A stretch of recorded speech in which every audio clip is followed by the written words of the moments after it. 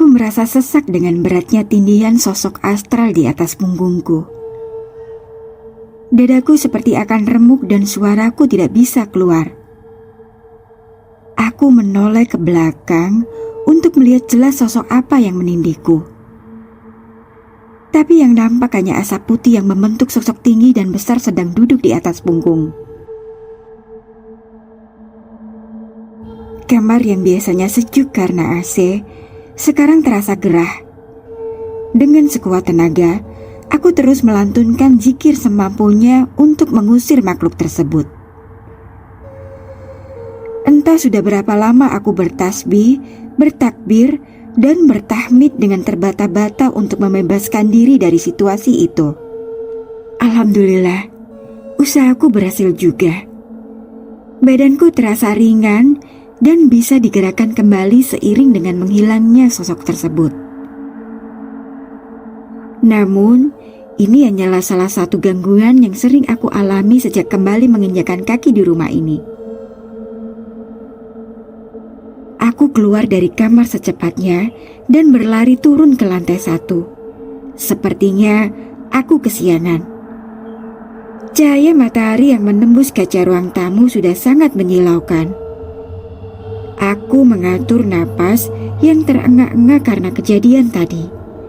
Sambil menyapu pandangan ke segala arah, mataku tertuju pada sesuatu yang menggiurkan di atas meja makan. Tidak butuh waktu lama bagiku untuk melahap sarapan yang disiapkan ibu di meja makan.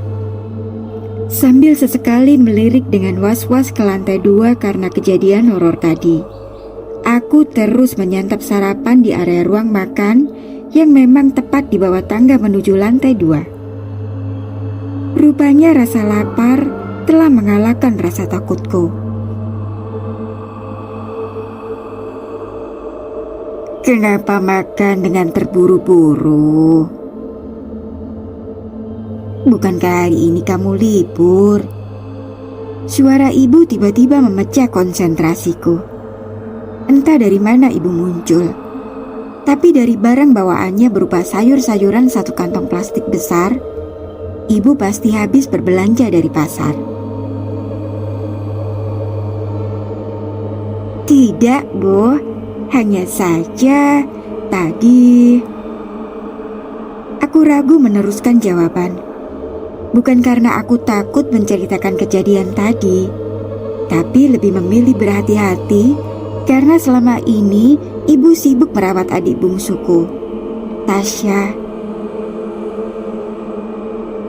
Ia berusia 5 tahun dan menderita Down syndrome, yang merupakan penyakit kelainan kromosom genetik 21 yang menyebabkan keterlambatan perkembangan dan intelektual. Sedangkan ayahku, seorang TNI yang diharuskan sering berpindah tugas dari kota ke kota. Awalnya ibu dan aku serta 2 adikku yang lain selalu ikut berpindah rumah dari satu kota ke kota lainnya. Namun, semenjak ibu melahirkan Tasya yang didiagnosa Down syndrome, akhirnya orang tuaku sepakat agar ibu menetap di Surabaya untuk lebih fokus merawat Tasya. Akibatnya, ayah yang mengalah untuk pulang ke Surabaya setiap akhir pekan. Aku dan 2 adikku yang lain, Farel dan Ambar, harus merantau ke kota lain saat tumbuh dewasa karena harus kuliah dan bekerja. Hanya momen liburan saja kami bisa pulang. Jadi, rasanya tidak bijaksana jika aku menceritakan kejadian di kamar tadi kepada ibu. Aku khawatir beliau cemas, apalagi baru 2 hari aku kembali setelah bertahun-tahun merantau ke ibu kota untuk bekerja. Bagaimana rasanya kembali ke rumah, Nay? Tanya ibu lagi, membuyarkan lamunanku yang bernostalgia dengan kenangan lama. Ya jelas senang dong, Bu. Akhirnya aku bisa dekat ibu lagi. Tidak perlu drama nangis lagi kalau aku kangen ibu. Iya kan? Jawabku penuh senyum. Ibu tinggal dulu ya. Mau melihat Tasya sudah bangun atau belum? Ucap ibu sambil berlalu ke kamar adik bungsuku. Sayang sekali, Lama-lama, perusahaan tak mampu lagi menggaji sebagian besar karyawannya, hingga akhirnya diputuskan PHK besar-besaran, tak terkecuali aku. Tapi bagiku, ini bukanlah bencana, melainkan anugerah. Inilah momen yang tepat untuk kembali ke Surabaya dan merencanakan mencari pekerjaan baru setelah 4 tahun merantau. Hari ketiga, aku kembali merasa kondisi rumah normal-normal saja. Sampai saat terbangun jam 3 dini hari. Alarm tubuhku memang sudah terlatih bangun tengah malam untuk sholat tahajud. Setelah wudhu dan keluar dari kamar mandi, langkahku terhenti karena merasa ada yang meniup tengkukku sambil terdengar suara tertawa lirih perempuan. Meski tidak terlihat sosoknya, tapi suara tawanya terdengar sangat menakutkan. Aku tidak berani menoleh ke belakang. Kuputuskan untuk mempercepat langkah menuju ke kamar. Kulaksanakan sholat tahajud dengan jantung berdebar. Setelah salam, ku naik ke tempat tidur dan mencoba memejamkan mata. Aku pikir rumah ini agak berbeda dengan sesaat sebelum aku merantau ke Jakarta. Entah itu karena banyaknya barang antik yang kini memenuhi lantai 2 atau disebabkan hal lainnya. Yang pasti, aku merasa aura yang berbeda dengan sebelumnya. Suara pintu sebelah mengagetkanku di saat aku sedang berpikir keras. Di satu sisi, aku lega. Karena itu berarti aku tidak bangun sendiri tengah malam ini. Aku bergegas keluar kamar untuk melihat siapa yang membuka pintu kamar sebelah. Namun sejenak aku ingat bahwa kamar sebelah adalah kamar adikku Ambar yang sedang merantau ke kota lain. Mungkin saja itu ibu yang sedang mengambil sesuatu di kamar Ambar, pikirku. Saat aku keluar kamar, kulihat suasana di depan sepi. Begitupun dengan kamar Ambar dan Farel yang tepat di sebelah kanan kiri kamarku di lantai 2. Belum selesai keheranan, ujung mataku menangkap sosok bayangan yang melesat cepat turun di tangga menuju ke lantai 1 dan menghilang di kamar. Tasya? Masa sih itu Tasya? Kalaupun itu Tasya, mengapa cepat sekali larinya untuk anak seusia 5 tahun? Tanyaku dalam hati. Untuk memastikan, aku bergegas turun ke lantai 1 menuju kamar adik bungsuku. Aku terdiam sejenak di depan pintu kamar Tasya. Tasya, kamu sudah bangun? Kakak masuk ya? Suaraku lirih sambil perlahan mencoba memutar gagang pintu kamarnya. Kenapa tengah malam begini kamu mencari Tasya? Ucapan ibu yang tiba-tiba ada di belakang mengagetkanku. Astagfirullah, ibu membuatku kaget. Tadi aku melihat Tasya di lantai atas, lalu tiba-tiba ia berlari ke kamarnya. Jelasku. Tidak mungkin Tasya ke lantai 2. Dari tadi dia tidur nyenyak di kamarnya kok, kata ibu sambil membuka pintu kamar adik bungsuku. Kulihat Tasya tertidur dengan memeluk boneka kelinci kesayangannya. Saat itu, aku baru menyadari bahwa baru detik ini, aku kembali melihat wajah Tasya semenjak aku pulang dari perantauan. Kudekati tempat tidurnya, dan kuusap pipi adik bungsuku. Tak terasa air mata kerinduan mengalir hangat di pipi. Sesaat aku malu dilihat ibu dan cepat-cepat mengusap air mataku. Bagaimana kondisi Tasya, Bu? Tanyaku. Ya, begitulah. Seperti yang kau ketahui, Down syndrome tidak dapat disembuhkan. Tetapi, dia memiliki kita kan? Dia adalah malaikat ibu. Ucap ibu tersenyum sambil mengelus rambut Tasya. Aku sedikit cemburu. Bisa kurasakan ibu sangat menyayangi Tasya, bahkan melebihi rasa sayangnya kepada kami bertiga kakaknya. Mungkin itu karena Tasya adalah anak bungsu dan pengidap Down syndrome, sehingga aku melihat rasa sayang ibu yang berlebihan sebagai sesuatu yang wajar. Pagi itu, aku bersiap pergi ke salah satu perusahaan media besar di Surabaya. Sambil memeriksa berkas surat lamaran kerja, aku bergegas mengambil kunci motor yang sudah disiapkan ibu.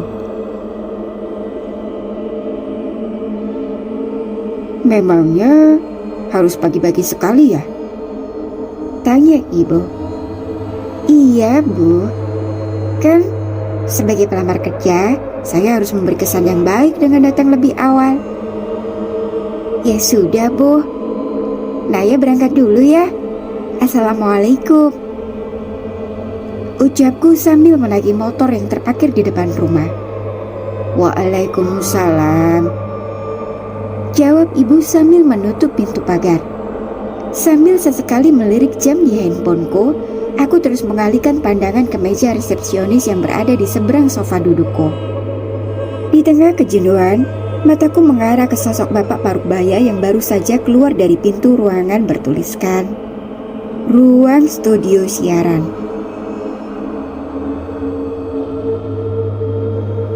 Dokter Giani, sapaku. Orang yang kusapa tak kalah kaget. Raut mukanya seperti mengingat-ingat seseorang yang pernah dia kenal. Naya? Apa benar ini Naya? Putri Maijan Purwoko dan Ibu Indah itu? Tanyanya untuk memperjelas. Iya dokter, betul. Jawabku memastikan. Aku pun mengajak dokter Gani berbincang santai di sofa seberang resepsionis. Setelah cukup menanyakan kabar, dokter Gani bercerita jika beliau diundang ke stasiun televisi ini untuk acara talkshow bertema penanganan anak-anak autis dan Down syndrome yang merupakan spesialisnya. Bagaimana perkembangan Tasya? Tanya dokter Gani yang cukup membuatku heran. Nah, bukankah selama ini yang lebih tahu kondisi Tasya harusnya dokter? Kan selama ini Tasya selalu rutin melakukan terapi ke klinik dokter. Namun jawaban dokter Gani membuatku lebih heran lagi. Sudah setahun ibumu tidak pernah lagi membawa Tasya ke klinik. Katanya beliau mau memindahkannya di terapi di klinik yang lebih baik. Ya, saya pikir itu alasan yang baik. Ujar dokter Gani. Penjelasan dokter Gani membuatku heran. Karena setauku dokter Gani adalah ahli penanganan penderita Down syndrome terbaik di Surabaya dan salah satu yang terbaik di Indonesia. Kliniknya sangat terkenal, sehingga orang dari berbagai daerah bahkan rela berjauh-jauh datang ke kliniknya. Sampai di rumah, aku langsung menuju meja makan. Aku berpikir keras mencari kata-kata yang tepat untuk menanyakan penjelasan dokter Gani kepada ibu. Bu, Tasya masih rutin diterapi kan? Tanyaku. Ibu yang sedari tadi menemaniku makan langsung menghentikan aktivitasnya. Aku sempat menangkap sesuatu yang janggal dari sikap ibu. Biasanya tenang, menjadi sedikit gusar. Tapi akhirnya kembali tersenyum tipis dan mencoba menatapku dengan tenang. Ibu memutuskan untuk merawat Tasya sendiri. Sewaktu kalian merantau, ibu telah banyak membaca buku-buku tentang terapi anak Down syndrome. Dan ibu rasa sudah cukup banyak mendapat pengetahuan tentang itu. Ibu putuskan untuk menerapinya sendiri. Ucap ibu yang cukup membuat lega perasaan. Azan maghrib terdengar jelas saat aku masih merasa capek. Meski begitu, tetap kupaksakan diri untuk mengambil air wudhu dan melakukan sholat maghrib. Pantang bagiku untuk menunda sholat. Saat salam di rakaat terakhir, Aku menyadari jika sedari tadi ada seseorang yang terus mengamatiku dari pintu kamar yang sedikit terbuka. Meski cahaya lampu di luar kamar agak temaram, aku bisa melihat di sela-sela pintu wajah Tasya yang terus memperhatikanku. Tatapannya agak lain. Tasya yang biasanya tersenyum lugu, kulihat tatapannya kosong dan datar. Ia terus mengamatiku. "Tasya," sapaku pelan. Tapi saat itu juga, sosok adik bungsuku itu pergi begitu saja. Aku mencoba mengejar hingga keluar kamar. Namun, lagi-lagi hanya keheningan yang ada. Sosoknya sudah tidak ada. "Tasya," panggilku agak keras.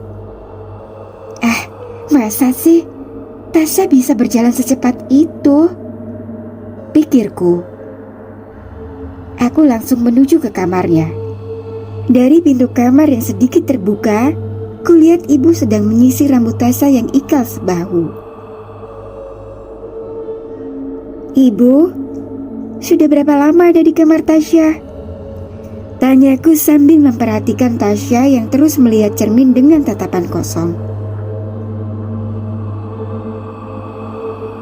"Oh, kamu, Nay. Ibu sudah dari tadi di sini bersama Tasya sebelum azan maghrib," jawab ibu. "Jadi, yang tadi berdiri di depan kamarku siapa dong?" tanyaku merinding dalam hati. "Memangnya kenapa, Nah?" tanya ibu.